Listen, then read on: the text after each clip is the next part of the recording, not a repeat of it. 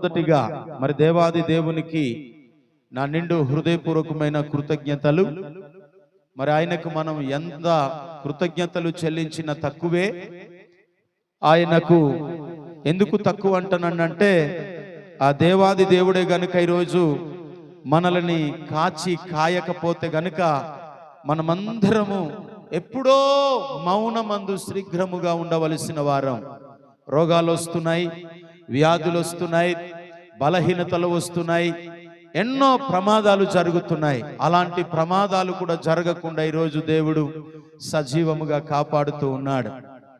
మరి మీకందరికీ నా ప్రభు పేరట నా యొక్క నిండు హృదయపూర్వకమైన ప్రేమ వందనాలు. మరి ఎంతో చక్కగా మరి యూట్యూబ్ను వీక్షిస్తున్నటువంటి ఆ భక్తకోటి జనాంగానికి కూడా నా నిండు వందనాలు. వారిని కూడా ప్రభు దీవించి ఆశీర్వదించునుగాక. ఇప్పుడు నేను నా సందేశాన్ని చెప్పబోతున్నాను. దేవునికి స్తోత్రం కలుగుతుంది. ఎవరు శాపగ్రస్తులు? హల్లెలూయా. ఎవరు శాపగ్రస్తులు? ఎవరండి శాపగ్రస్తులు? ఎవరు? దేవుని నమ్ముకున్న వాళ్ళు శాపగ్రస్తులా? దేవుని నమ్ముకోకుండా ఉన్నవారు శాపగ్రస్తులా? దేవుని నమ్మని ప్రజలు శాపగ్రస్తులా? ఎవరు శాపగ్రస్తులు? ఎవరు ఈ శాపాన్ని మోస్తున్నారు? ఈ విషయాన్ని కొద్ది నిమిషాలు నేను మీతో మాట్లాడాలని ఆశ కలిగి ఉన్నాను. దేవుని స్తోత్రం కలుగునుగాక. మొదటి కొరింథీ రాసిన పత్రికలో ఒక అద్భుతమైన మాట రాస్తారు. ఈరోజు వాస్తవానికి నేను ఒక విషయాన్ని, ఒక సందేశాన్ని ప్రిపేర్ అయ్యి వచ్చాను. ఆ సందేశం కూడా దేవుని చిత్తం అయితే వచ్చే వారం చెప్తాను. అది ఏంటి తెలుసా? దయ చూపించు. దేవునికి స్తోత్రం. ఏం చూపించాలా? దయ చూపించు అని మాట్లాడేస్తే కాదు, క్రియ జరగాల. ఆ సందేశాన్ని ప్రభు దేవుని చిత్తం అయితే వచ్చే వారం మనతో మాట్లాడునుగాక. ప్రియమైన దేవుని బిడ్డలారా, ఎవరు శాపగ్రస్తులు? ఎవరు శాపగ్రస్తులు? ఎవరు దేవుని ఆశీర్వాదాలు పొందుకోవడానికి అనర్హులు? అనర్హులు అంటే గనుక దేవుని వాక్యం తెలియజేస్తుంది. 16వ అధ్యాయం మొదటి కొరింథీ రాసిన పత్రికలో అద్భుతమైన మాట రాస్తున్నాడు. దయచేసి చదవండి. 16వ అధ్యాయం 22వ వచనం. 1 కొరింథీ రాసిన పత్రిక 16వ అధ్యాయము 22వ వచనం. చక్కగా, స్పష్టంగా, క్లియర్గా అందరికీ అర్థమయ్యేటట్లుగా మీరు చదవాలి. ఓకేనా? ఎవడైనను ప్రభువును ప్రేమింపకుంటే వాడు శపింపబడునుగాక. ప్రభు వచ్చుచున్నాడు. ప్రభు అయిన యేసుక్రీస్తు కృప మీకు తోడై ఉండునుగాక. క్రీస్తు యేసుకి స్తోత్రం. చాలు. దేవునికి స్తోత్రం. ఎవరు శాపగ్రస్తులంటే, దేవుడని తెలిసి, ప్రభువని తెలిసి, దేవుడని తెలిసి యేసుక్రీస్తుని ప్రేమించని వారు, దేవుని వాక్యాన్ని ప్రేమించని వాళ్ళు ఎవరట? శాపగ్రస్తులని బైబిల్లో రాయబడి ఉంది. జాగ్రత్త వినాలా. మనం మందిరంలో వచ్చిన తర్వాత మన ప్రవర్తన జాగ్రత్త చూసుకోకపోయినా, మనం ఒకరితో ఒకరు మాట్లాడుకున్నా, లేనిపోని ఎడసెవు పెడసెవు పెట్టుకున్నా మనం శాపం పొందుతాం. దేవునికి స్తోత్రం కలుగునుగాక. ఎవరు శాపగ్రస్తులట? ఎవడైనను ప్రభువును ప్రేమింపకుంటే వాడు శపింపబడును అని దేవుని వాక్యం రాయబడి ఉంది. ప్రియులారా, ఒకవేళ నువ్వు దేవుని ప్రేమించలేకపోతున్నావేమో, దేవుని మందిరాన్ని ప్రేమించలేకపోతున్నావేమో, దేవుని ప్రేమించేవాడైతే ఖచ్చితంగా దేవుని మొర పెడతాడు. దేవుని ప్రేమించేవాడైతే ఖచ్చితంగా దేవుని మందిరాన్ని వెతుకుతాడు.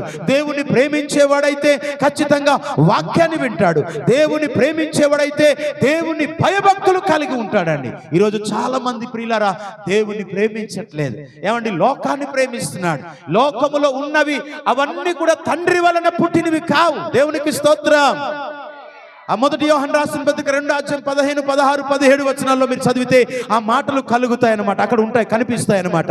కనుక నా ప్రియమైన దేవుని బిడ్డలారా, లోకాన్ని ప్రేమిస్తున్నారు, శరీరాస్తులను ప్రేమిస్తున్నారు, నేత్రాస్తులను ప్రేమిస్తున్నారు, లేదా ఇదిగో జీవపు డంబములు పెట్టుకొని ప్రేమిస్తున్నారు ప్రియులారా.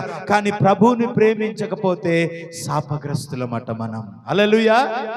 అందరు చెప్పండి. ఎవడైనను, చెప్పండి అందరూ, ఎవడైనను ప్రభువును ప్రేమింపకుంటే వాడు శపింపబడునుగాక. అందుకే ప్రభువుని ప్రేమించాల. మీ అందమును ప్రేమించుకోకండి. ఏమండి, మీకున్న డబ్బుని, మీకున్న అందాన్ని, మీకున్న సిరి సంపదల్ని మీరు ప్రేమిస్తున్నారేమో, అవి మనతో రావు. ప్రభు ప్రేమిస్తే ప్రభు మనతో ఉంటాడు. దేవునికి స్తోత్రం కలుగును గాక. ప్రభుని మనం ప్రేమించగలిగితే, దేవుని మనం ప్రేమించగలిగితే, ఏమండి, నన్ను ప్రేమించువాడు నా ఆజ్ఞలు గైకొనును అని అంటారు, రాస్తాడు యోహాను సువార్తలో. దేవుని స్తోత్రం. దేవుని ప్రేమించేవాడట ఏం చేస్తాడట?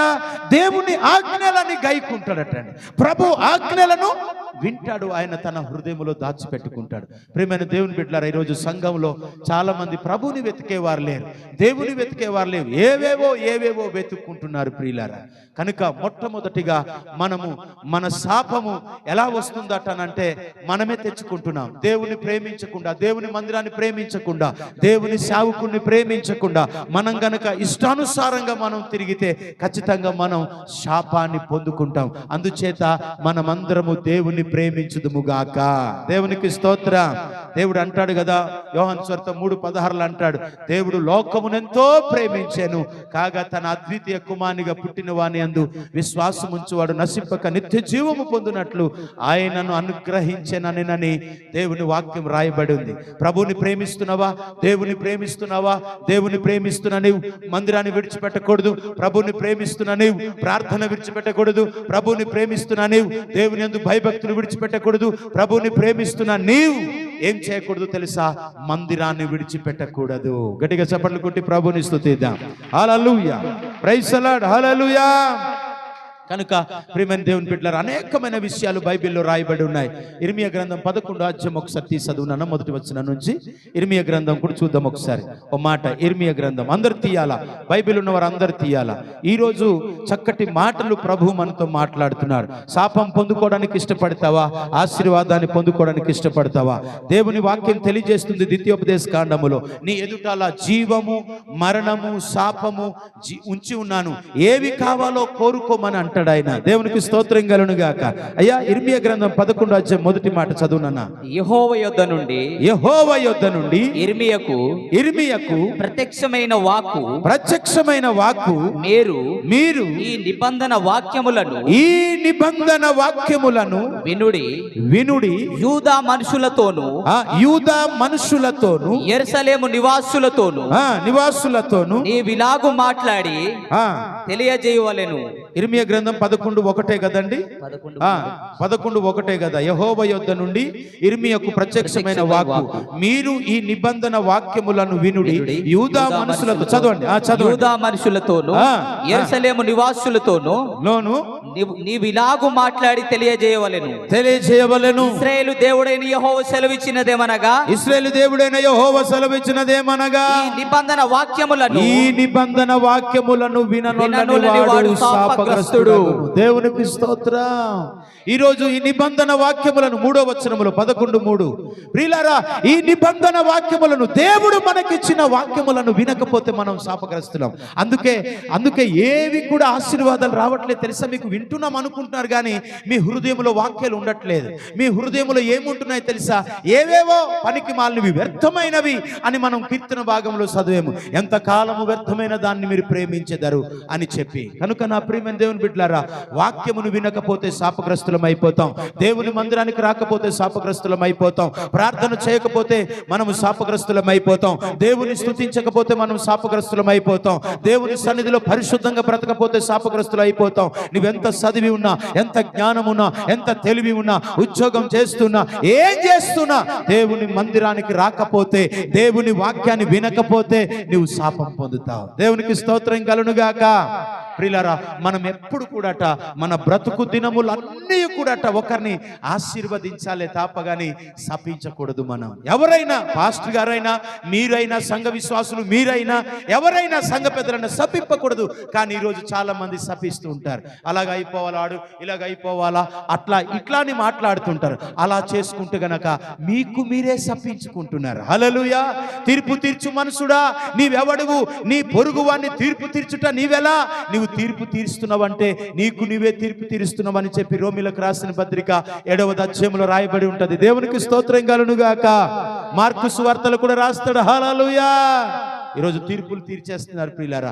శాపాలు అందుకే తెచ్చుకుంటున్నారు. పగలు పంతాలు పెట్టుకొని లేనిపోని మనసులో వ్యర్థమైన దాన్ని పెట్టుకొని ఈరోజు దాన్నే ప్రేమిస్తున్నారు. కానీ అద్భుతమైన వాక్యము, బంగారము లాంటి వాక్యము, మేలిమి బంగారము కంటే కోరదగినది వాక్యం అని బైబిల్లో రాస్తాడు భక్తుడైన దావీదు. దేవునికి స్తోత్రం కలుగును గాక. అందుచేత నా ప్రియమైన దేవుని బిడ్డలారా, ఈరోజు వాక్యము వినకపోతే శాపగ్రస్తులం అయిపోతాం. అందుచేత మనం వాక్యాన్ని వినాలి. అందుకు మనం ఏం చేయాలి? వాక్యాన్ని వినాలా. ఏ విధము చేతనైనా వాక్యాన్ని వినాలా. ఇక్కడ కాకపోతే ఇంట్లోనైనా, ఇంట్లో కాకపోతే ఇంకెక్కడైనా.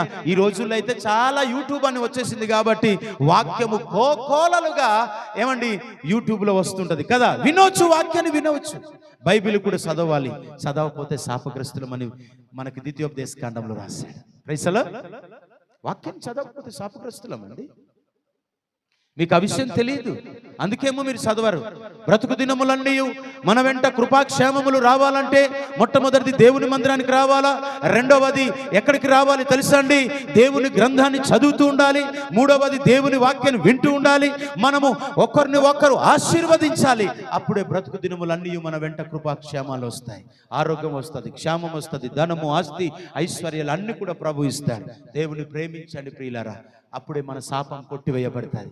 దేవుని ప్రేమించకపోతే, ప్రభువుని ప్రేమించకపోతేట మనం శాపగ్రస్తులం అయిపోతాం. ఏమండి మీరు అనుకుంటున్నారు, ఓహో ఆ దేవుని ప్రేమించకపోతే కదా శాపము, లేకపోతే ఇదిగో వాక్యం వినకపోతే కదా శాపము, మేము వాక్యం వింటున్నాం అని చెప్పి మీరు మీ మనస్సుల్లో, మీ హృదయాల్లో ఒకవేళ మీ భర్త మీద, మీ భార్యల మీద కోపాలు పెట్టుకొని, పగాల పెట్టుకొని కోపపడుడి కానీ పాపము చేయకూడి. పాపం చేయిస్తుంది కోపము. ఆ కోపము కూడా మీకు శాపంగా మారిపోతుంది. తెలుసా మీకు ఆ సంగతి? బైబిల్ మీరు అన్ని చదివితే కనుక మీకు తెలుస్తుంది. అందుకే ఈ గ్రంథాన్ని మనం చదువుతూ ఉండాలి. రోజు ఒక్క అధ్యాయమైన చదవకపోతే ఎలానన్నా? ఎలా చదవాలి? ఒకసారి ఆలోచించండి. ఎలా చెప్పండి? ఈ లోకాన్ని మీరు ప్రేమిస్తున్నారు. ఈ లోకాన్ని ప్రేమించేవారు ఎలా ఉంటారంటే, చాలా మంది లోకంలో ఉన్న వాటిని కోరుకుంటారు. ఈ లోకంలో ఉన్న వాటిని, అందచందాలని, పేషన్లని కోరుకుంటారు. ఈ లోకాన్ని ప్రేమించేవారు. దేవుని స్తోత్రం కలుగును గాక. కనుక ఎవరు శాపగ్రస్తులు అని మనం ఇక్కడ వాక్యంలో చూడగలిగితే, ప్రియులారా, ప్రభువుని ప్రేమింపని వాడు శాపగ్రస్తుడు. దేవుని వాక్యాన్ని ప్రేమించని వాడు శాపగ్రస్తుడు. ఎందుకు దేవుని వాక్యం అంటున్నానంటే, ఆది అందు వాక్యం ఉండెను, వాక్యము దేవుని యొద్ద ఉండెను, వాక్యమే దేవుడై ఉన్నాడు. కాబట్టి వాక్యమును ప్రేమించకపోతే, వాక్యాన్ని వినకపోతే మనం శాపం పొందుతాం. మనము శాపాలన్నీ పోగొట్టుకోవడానికి యేసు ప్రభు దగ్గరికి వచ్చాం. మన శాపాలు కొరకే, మన పాపముల కొరకే, మన అపరాధముల కొరకే ఆయన కలవరి శిలువలో ఒక మ్రాను మీద ఆయన తన ప్రాణాన్ని ఇస్తే, మనమేమో ఇంకా శాపాలు పొందుకుంటూనే ఉన్నాం. దేవునికి స్తోత్రం. ఇంకా మనం ఏం చేసుకుంటున్నామండి? శాపాలు తెచ్చుకుంటున్నాం. వాక్యం వినకపోతున్నాం, మరి దేవుని ప్రేమించలేకపోతున్నాం, మరి దేవుని మందిరాన్ని ప్రేమించలేకపోతున్నాం, మరి అది శాపమే కదా. అందుకే శాపాలన్నీ కూడా కొట్టివేయబడాలంటే ముందు దేవుని ప్రేమించాల, ప్రభుని ప్రేమించాల, దేవుని వాక్యాన్ని వినాలా, పరిశుద్ధంగా బ్రతకాల. నేను పరిశుద్ధులను గనుక మీరును పరిశుద్ధులై ఉండుడి. మీరు పరిశుద్ధులుగా ఉండుటకు పిలువబడితే గాని అపవిత్రులుగా ఉండుటకు పిలువబడలేదని దేవుని వాక్యం తెస్సలోనికలకు రాసిన పత్రికలో రాయబడి ఉంటుంది. అందుచేత నా ప్రియమైన దేవుని బిడ్డలారా, ఎవరు శాపగ్రస్తులట చెప్పండి? ఇప్పుడు ప్రభువుని ప్రేమింపని వాడు. ఎవరి శాపగ్రస్తులు? దేవుని వాక్యాన్ని, ధర్మశాస్త్ర వాక్యములను వినని వాడట శాపగ్రస్తుడట. దేవునికి స్తోత్రం. హల్లెలూయా. 48:10 ఇర్మియా గ్రంథం తీయండి. త్వరగా మీరు తీయాలా? Praise the lord. తీయాల. 48వ అధ్యాయము 10వ వచనాన్ని చూడండి. 48వ అధ్యాయము 10వ వచనం. యెహోవా కార్యమును అశ్రద్ధగా చేయువాడు శాపగ్రస్తుడగునుగాక. రక్తము ఓర్చకుండా ఖడ్గము దూయువాడు శాపగ్రస్తుడగునుగాక. దేవునికి స్తోత్రం. ప్రియులారా, దేవుని కార్యాన్ని అశ్రద్ధ చేసేవాళ్ళు, ఏమండి మందిరానికి వెళ్ళాలని మందిరానికి రాకుండా అశ్రద్ధ చేసేవారు, ప్రార్థన చేయకుండా అశ్రద్ధ చేసేవారు, దేవుని స్తుతించకుండా అశ్రద్ధ చేసేవారు, ఏమండి ప్రభువుకు సమీపముగా ఉండకుండా అశ్రద్ధ చేసేవారు, దేవుని యొక్క సన్నిధికి రాకుండా ఉండేవారు. దేవుని కార్యములను, యెహో కార్యములనట, దేవుని కార్యములను అశ్రద్ధ చేసేవాడట. ఎవడట? శాపగ్రస్తుడు. ఈరోజు చాలా మంది అశ్రద్ధ చేస్తున్నారు. దేవుని మందిరం అంటే, దేవుని వాక్యం వినడం అంటే అశ్రద్ధ. వెళ్దాంలే ఆరాధన అయిపోతుండాని, పాటలు అయిపోతూ ఉండాని, అవుతుండాని, ఆరాధన అయిపోయిన తర్వాత వెళ్ళి వాక్యం విందాం. అశ్రద్ధ అండి. బైబిల్ చదవడానికి కూడా ఈరోజు అశ్రద్ధ. ఏమండి, అక్కడ యెహోవా కార్యమును అశ్రద్ధగా చెయ్యువాడు శాపగ్రస్తుడగునుగా కాని రాశాడు. ఇంకొక మాట కింద రాశాడు తెలుసా? రక్తము ఓర్చకుండా ఖడ్గము దుయ్యువాడు శాపగ్రస్తుడగును. దేవునికి స్తోత్రం, హల్లెలూయా, దేవునికి మహిమ కలుగునుగాక. ఈరోజు చాలా మంది అండి రక్తాన్ని బయటికి పంపించారు. ఏదైనా ఒకవేళ మరి చంపుకొని తిందాం అనుకుంటే కదా, రక్తం బయటికి పోవాలా? రక్తమే ప్రాణం. ఈరోజు చాలా మంది అలాగే శాపగ్రస్తులు అయిపోతున్నారు. అశ్రద్ధ. పదమ్మాల పరిచర్య చేయమ్మా, అక్కడ ఇదిగో మందిరం శాపలేయమ్మా, పలాంది ఇది చెయ్యమ్మా అంటే ఏం చేస్తున్నారు? అశ్రద్ధ. మనకెందుకులే, వాళ్ళే చూసుకుంటారు, పాస్టర్ అమ్మగారులే చూసుకుంటారులే, లేకపోతే ఆ సంఘ పెద్దలే చూసుకుంటారులే, లేకపోతే ఆర్కెస్ట్రా వాళ్ళే చూసుకుంటారులే. అశ్రద్ధ. పాటలు పాడుమన్న రావడానికి అశ్రద్ధ. రండి బాబు ఆడవాళ్ళందరూ ఇక్కడికి వచ్చి పాడండి అంటే అశ్రద్ధ. ఎవరు రారు. ఎన్ని సంవత్సరాలు పోయినా, ఎన్ని సంవత్సరాలు గడిచినా అంటే అశ్రద్ధ చేస్తున్నారు మీరు. వాక్యం, పాటలు పాడకుండా, వాక్యాన్ని వినకుండా, వాక్యాన్ని ధ్యానించకుండా, హృదయంలో దాచిపెట్టుకోకుండా అశ్రద్ధ చేస్తున్నారు. ఏమండి, అశ్రద్ధ చేస్తున్నారు మీరు. ఏం చేస్తున్నారు? అందుకే ఈ మాటలో చెప్పాలనుకుంటే ప్రియులారా, చక్కటి మాట అండి ఈ మాట. దేవుని పని ఎప్పుడు కూడా అశ్రద్ధ చేయవద్దు. నిజంగా వడ్రంగి వాళ్ళు లేదా మేస్త్రి తమ్ముళ్ళు ఆ యొక్క కిచెన్ మీరు కట్టినప్పుడు అశ్రద్ధ చేయకుండా కట్టారు కాబట్టి అది తొందరగా అయింది. దేవునికి స్తోత్రం కలుగునుగాక. వాలంటీర్ తమ్ముడికి చెప్పాను నేను, సాలెం తమ్ముడికి, ప్రైజ్ ది లార్డ్. తమ్ముడు మళ్ళా బైక్ స్టాండ్ అది కొంచెం కుప్పకూలినట్టుగా ఉంది తమ్ముడు అంటే, ఆయన ప్రస్తుతానికి రోజుకొకటి ఏదో ఒకటి చేస్తున్నాడు. దేవుని కార్యాన్ని అశ్రద్ధ చేస్తున్నారేమో ఒకసారి మీరు ఆలోచన చేసుకోండి. దేవుని కార్యం అంటే ఏంటి? ప్రార్థన జరిగే స్థలాలకి రారు కదా, కుటుంబాల్లో రారు కదండి. అశ్రద్ధ. నేను ఎందుకు వెళ్ళాలా? హల్లెలూయా. అందుకోసమే అయ్యో నా విశ్వాసులు చక్కగా మామూలుగా పాడుతుంటే పాడలేకపోతున్నారు అని చెప్పి ఆ మెగాఫోన్ కొనుక్కొని వచ్చామండి. దేవునికి స్తోత్రం కలుగునుగాక. ఆ మెగాఫోన్ కొనుక్కొచ్చాను. చక్కగా పాటలు పాడి మీరందరూ అభివృద్ధి పొందాలి, మీరందరూ శాపాన్ని కొట్టివేయబడి ఆశీర్వాదాలు పొందాలనే. దేవునికి స్తోత్రం. ఇస్తే ఇవ్వండి, లేకపోతే లేదు. హల్లెలూయా, ప్రైజ్ ది లార్డ్. అదెవరో మిమ్మల్ని మీ మీద నెత్తి మీద పెట్టి నేనేదో రుద్దాలని తేలేదు. అది అవసరం లేదు. దేవునికి స్తోత్రం కలుగునుగాక. అశ్రద్ధ అన్నమాట. నేనెందుకు వెళ్ళాలి, వాళ్ళ ఇంటికి నేనెందుకు వెళ్ళాలి, ఆ గృహ కూడికకి మేమెందుకు వెళ్ళాలి అన్నట్టు అశ్రద్ధ అండి. ఈరోజు అశ్రద్ధ చేసేస్తున్నారు చాలా మంది. ఆలోచించుకోండి, మీరే ఆలోచించండి. దేవుడు మనతో మాట్లాడుతున్నాడా లేదా? అశ్రద్ధ అన్నమాట. ఆడవాళ్ళే వస్తారు, పురుషులు ఎవ్వరు రారు. ఆడవాళ్ళు మాత్రమే వస్తారు. ఆడవాళ్ళు కూడా కొద్ది మందే వస్తారు. వాళ్ళు వచ్చే వాళ్ళు కూడా పేర్లు చొప్పున ప్రార్థన చేస్తున్నాను నేను. కనుక నా ప్రియమైన దేవుని బిడ్డలారా, మీరు ఆలోచన చేయండి ఒకసారి. యెహోవా కార్యమును అశ్రద్ధ చేయువాడు శాపగ్రస్తుడు. మందిరానికి వచ్చి చైర్ చేయండి, మందిరానికి వచ్చి ఇక్కడ చక్కగా పరిచయం చేయండి, ఈ ధూళి అంతా దులపండి. అశ్రద్ధ. చూస్తూనే ఊరుకుంటున్నాం మనం. ఏంటి? చూస్తూనే ఊరుకుంటున్నాం. ఇదంతా ఏమండి ఆ బల్లి దారాలతో నిండిపోయి ఉంటుంటది. మనం అశ్రద్ధ చేయకూడదు. మందిరం బాగుండాలా. మందిరం బాగుంటేనే మన జీవితాలు బాగుంటాయి. హల్లెలూయా. మందిరం బాగుంటేనే మన జీవితాలు, మన బ్రతుకులను బాగుంటాయి. దేవునికి స్తోత్రం. హల్లెలూయా. ఒక వ్యక్తి అట ఒక అడుక్కు తినే వ్యక్తి అట ఆయన దేవుణ్ణి ఏం చేస్తున్నాడట తెలుసా? పచ్చి ఉదయం లేచాట, పెద్దలి కాడనే లేచాట. ఆయన దేవుని నాకెందుకు ఇలా అడుక్కు తినేవాడిగా చేశాడు, ఎందుకు నాకు ఇలా అడుక్కు తినేవాడిగా చేశాడు, నాకెందుకు బిచ్చగాడిగా చేశాడు, నాకెందుకు దేవుడు ఏ ఆస్తి ఇవ్వలేదు, ఏ పైస ఇవ్వలేదు అన్నట్టు సనుగుతున్నాడట దేవునట.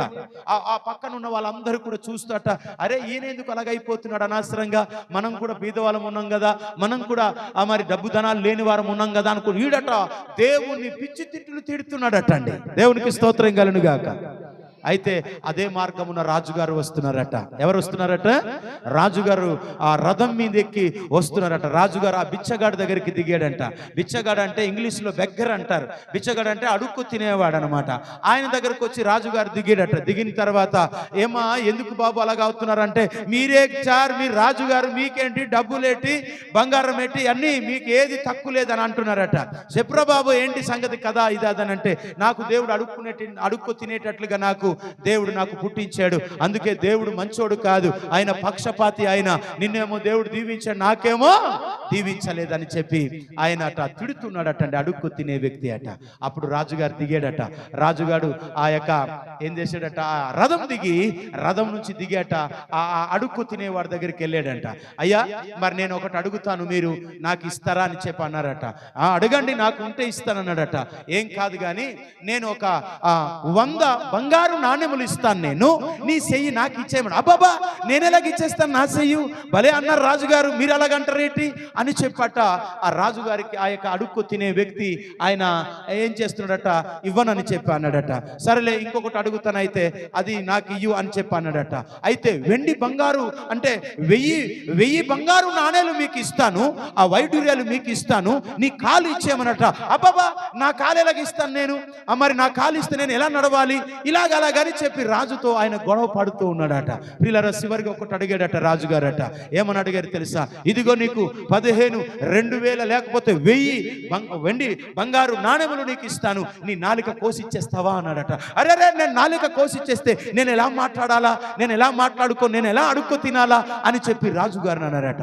చూసేవా నువ్వు ఎంత ధనవంతుడివో, నాకు నేను ఎంత 1000 బంగారు నాణెములు ఇస్తానన్నా, లేకపోతే 1000 ఆ తర్వాత 100 బంగారు నాణెములు ఇస్తానన్నా, నువ్వు నాకు ఇవ్వలేదు, నీవే కదా ధనవంతుడివి అని చెప్పి ఆయన అన్నాడట. ఎందుకు ఈ విషయాన్ని చెప్తున్నాను తెలుసా? ఈ విషయాన్ని ఎందుకు చెప్తున్నాను? ఎవరు అడుక్కు తినేవారు, ఎవరు బీదవాళ్ళు, ఎవరు ఏది లేని వారు తెలుసా? సోమరులు. దేవుని మందిరానికి రారు, ప్రభు మందిరానికి రారు. ఒరే నువ్వు సోమరివి, ఈ కాళ్ళు ఉంది, ఈ చెయ్యి ఉంది, ఈ నోరు ఉంది, కష్టపడి పని చేసుకొని తినురా అని చెప్పి రాజుగారట ఆ బిచ్చగాడికి చెప్పితేట ఆయన కన్నులప్పుడు తెరవబడ్డాయట. నా ప్రియమైన దేవుని సంగమా, ఒకవేళ ప్రార్థన చేయకుండా సోమరిగా ఉంటున్నావేమో, ఒకవేళ ప్రార్థన చేయకుండా, ఒకవేళ దేవుని మందిరానికి రాకుండా, ప్రభు సన్నిధికి రాకుండా, నడవకుండా నువ్వు సోమరిగా ఉన్నావేమో, నువ్వు బిచ్చగాడివి కాకపోతే ఎవరు? ఆ సోమరి అట్ట ఏం చేస్తుంది తెలుసా? మనల్ని అడుక్కు తినేటట్టు సింపిగుడ్డలు ధరిస్తుందట. హల్లెలూయా. కనుక నా ప్రియమైన దేవుని బిడ్డలారా, ఎందుకు ఈ మాటలు చెప్తున్నాను తెలుసా? అందుకే మనం ఎవరు భిక్షగాలు, ఎవరు అడుక్కు తినేవారు తెలుసా? సోమరులు అడుక్కొని తింటారు, బద్ధకస్తులు అడుక్కొని తింటారు. అందుకే సోమరి అట ఏం చేస్తుంటాడట తెలుసా? ఎంత కష్టపడి సామెతల గ్రంథం 13వ అధ్యాయములో ఓ మాట రాస్తాడండి. దేవునికి స్తోత్రం కలుగును గాక. హల్లెలూయా. అక్కడ చదవండి, అక్కడ ఎంత మంచి మాట రాస్తాడు. 3వ వచనం చదవండి. 13వ అధ్యాయం సామెతల గ్రంథంలో ఒక అద్భుతమైన మాట రాస్తాడు. చదవండి.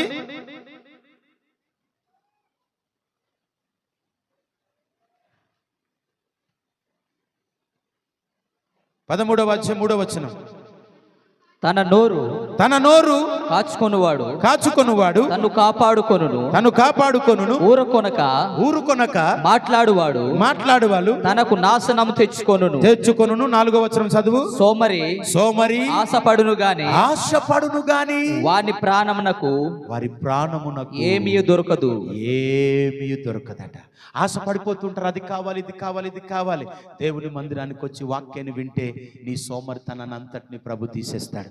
నువ్వేదో ధనవంతుడు అయిపోవాలి, ఆస్తిపడి డబ్బులు ధనమట సమస్తమైన కీడులకు మూలమండి. అది తిమోతి పత్రికలో రాస్తాడు. Praise the Lord. సమస్తమైన కీడులకు మూలమండి. దాన్ని ఆశించి ధనవంతులు అయిపోదాం అనుకుంటున్నాం, కానీ ఈరోజు ఏం తెచ్చుకుంటాం తెలుసా? శాపం తెచ్చుకుంటున్నాం అనమాట. దేవునికి స్తోత్రం కలుగును గాక. ఏం తెచ్చుకుంటున్నాము? శాపం తెచ్చుకుంటున్నామండి. ఎంత భయంకరమైన మాటలు అండి మన కోసం ప్రభు ఇక్కడ రాసి ఉంచాడు. మనం సరి చేసుకోవాలి. నిజమే, దేవుని కార్యాలను అశ్రద్ధ చేస్తున్నామో. ఆదివారం వెళ్లకుండా, ఏమండి గృహ కూడికలకి మంగళవారం పూట వెళ్లకుండా నేను అశ్రద్ధ చేస్తున్నాను, మరి శాపం పొందుకుంటారు. అందుకే నేను కాదు, మీరే శాపాలు తెచ్చుకుంటున్నారు. ఎవరి వలన శ్రమలు వస్తాయి, రోగాలు వస్తాయట అంటే నీకు నీవే అని చెప్పి ఇర్మియా గ్రంథాల్లో కూడా రాస్తాడు ఆయన. కనుక మీరు చేసే పనులు బట్టి మీరు తెచ్చుకుంటారు మీ శ్రమలు, శోధనలని దేవుని వాక్యం రాయబడింది. అందుచేత నా ప్రియమైన దేవుని బిడ్డలారా, ఎవరు శాపగ్రస్తులు అంటే దేవుని ప్రేమించని వాడు, వాక్యాన్ని ప్రేమించని వాడు, మందిరాన్ని ప్రేమించని వాడు, ఏమండి పరిశుద్ధతను ప్రేమించని వాడు, పాపము చేసేవాడు శాపగ్రస్తుడు. వ్యభిచారులు శాపగ్రస్తులు అయిపోతారు. దేవుని మాటకి లోబడని వారు శాపగ్రస్తులు అయిపోతారు. యెషయా గ్రంథంలో రాస్తాడు, దేవుని మాటని ధిక్కరించేవారు శాపగ్రస్తులు అయిపోతారు. బైబిల్ అలా ధిక్కరించిన వారు చాలా మంది ఉన్నారు ప్రియులారా. అలాంటి వాళ్ళందరూ శాపాన్ని పొందుకున్నట్లుగా బైబిల్లో మనం చూస్తాం. ఇకపోతే రెండవది ప్రియులారా, దేవుని వాక్యాన్ని వినకపోతే, ఈ ధర్మశాస్త్ర వాక్యములను, ఈ ప్రవచన వాక్యములను వినలోని వాడు శాపగ్రస్తుడని ఇర్మియా గ్రంథంలో రాస్తాడు. ఇకపోతే కదా ప్రియులారా, యెహోవా కార్యములను అశ్రద్ధ చేయవాడు. అశ్రద్ధగా మనం మందిరానికి రాం, తొందరగా రామన్నమాట. టైం అయిపోతే వస్తామన్నమాట. మందిరానికి వచ్చేస్తుంటాం, అశ్రద్ధ చేసేస్తుంటాం. మనం ఏమండి వేలాకోలంగా తీసుకుంటుంటాం. ఏమండి వెళ్ళవచ్చులే, తర్వాత వెళ్ళవచ్చులే అన్నట్టు. దేవునికి స్తోత్రం కలుగును గాక. వీళ్ళందరికీ కూడా అన్ని వాక్యాలు, చాలా విషయాలు ఉన్నాయి, చెప్పడానికి టైం లేదు. నిజంగా ప్రియులారా, మన శాపములను యేసు ప్రభు తీసివేయడానికి లోకానికి వచ్చాడు యేసు ప్రభు. అయితే నీకు నీవే శాపం తెచ్చుకుంటున్నావు. మందిరానికి రాకుండా, ప్రార్థన చేయకుండా, మోకరించుదాం, ప్రార్థన చేద్దాం. మందిరానికి రాకుండా, ప్రార్థన చేయకుండా, ప్రభువా ఇదిగో అయ్యా నేను శాపగ్రస్తుడిని అయిపోతున్నాను, నీ వాక్యాన్ని వినకుండా, నీ వాక్యానుసారంగా